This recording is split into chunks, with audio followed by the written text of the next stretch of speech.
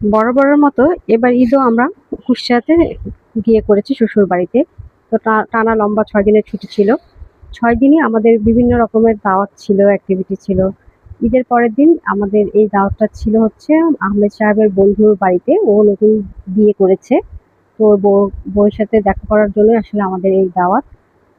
ঈদের দিনে দাওয়াতের ভিডিওগুলো আসলে নেওয়া হয়নি। কত আর ভিডিও নিতে মনে থাকে আর ভালোও লাগে কতটুকু। এই যে আমরা দুপুরে হচ্ছে দাওয়াত খেলাম।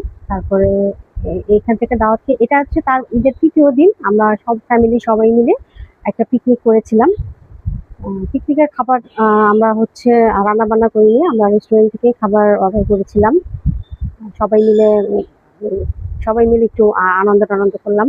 তারপরে সন্ধ্যার পরে চলে গেলাম লালনের আখড়ায়। ওখানে ছোটখাটো মেলা সবসময়ই লেগেই থাকে। ঈদের পরের দিনও তার পরের দিনও আমাদের দাওয়াত ছিল নানার বাড়িতে। তো সেই ভিডিও বললাম না কত আর ভিডিও নিতে ভালো লাগে বা মনে থাকে সেগুলো আর নেওয়া হয়নি। তো এভাবেই আমরা খুব মজা করে ঈদ কাটালাম। আমাদের জন্য